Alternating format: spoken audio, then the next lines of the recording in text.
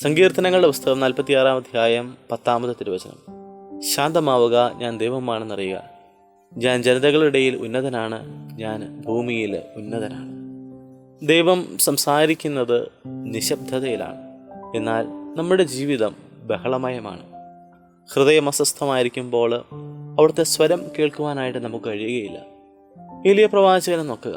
കാറ്റിലും ഭൂകമ്പത്തിലും അഗ്നിയിലും ദൈവത്തെ അവിടുന്ന് തിരഞ്ഞു. എന്നാൽ കർത്താവ് സംസാരിച്ചത് മൃദുവായ സ്വരത്തിലൂടെയാണ്. മറിയത്തിൻ്റെ ജീവിതത്തിലും നാം ഇത് കാണുന്നുണ്ട്. മറിയം ഇവയെല്ലാം ഹൃദയത്തിൽ സംഗ്രഹിച്ച് ധ്യാനിച്ചു. യേശു പോലും ഏകാന്ത സ്ഥലങ്ങളിലേക്ക് പിൻവാങ്ങുകയും പ്രാർത്ഥിക്കുകയും ചെയ്തിരുന്നു. ധ്യാനാത്മകമായ പ്രാർത്ഥനയ്ക്ക് ഹൃദയത്തെ ദൈവത്തെ ശ്രവിക്കുവാനായിട്ട് നിശബ്ദതയും ആത്മസംയമനവും ആവശ്യമാണെന്നാണ് സഭ പഠിപ്പിക്കുക. കുരിശിൻ്റെ വിശുദ്ധ യോഹന്നാൻ ഇപ്രകാരം പറയുന്നുണ്ട്: ദൈവത്തിൻ്റെ ആദ്യ ഭാഷ എന്നത് നിശബ്ദതയാണ്. വിശുദ്ധ അമ്മ ത്രേസ്യ നമ്മെ ഓർമ്മിപ്പിക്കുന്ന ഒരു കാര്യമുണ്ട്.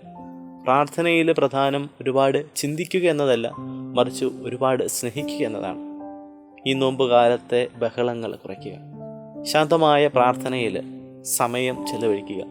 കാരണം നിങ്ങൾ ശാന്തരാകുമ്പോൾ ദൈവം നിങ്ങളെ സുഖപ്പെടുത്തുവാനും നയിക്കാനും നിങ്ങളോട് സംസാരിക്കാനും തുടങ്ങുന്നു. കർത്താവ് നിങ്ങളുടെ മനസ്സിനെ ശാന്തമാക്കട്ടെ, നിങ്ങൾക്ക് ആന്തരിക സമാധാനം നൽകട്ടെ. അവിടുത്തെ സാന്നിധ്യത്തിൻ്റെ നിശബ്ദതയിൽ നിങ്ങളുടെ ഹൃദയത്തോട് ദൈവം സംസാരിക്കട്ടെ. ദൈവം എല്ലാവരെയും സമർത്ഥമായിട്ട് അനുഗ്രഹിക്കട്ടെ.